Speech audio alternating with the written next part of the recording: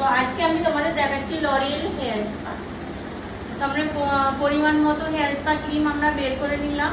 হেয়ারকে smooth, soft আর moisturiser করার জন্য আমরা এতে সিরাম ইউজ করলাম।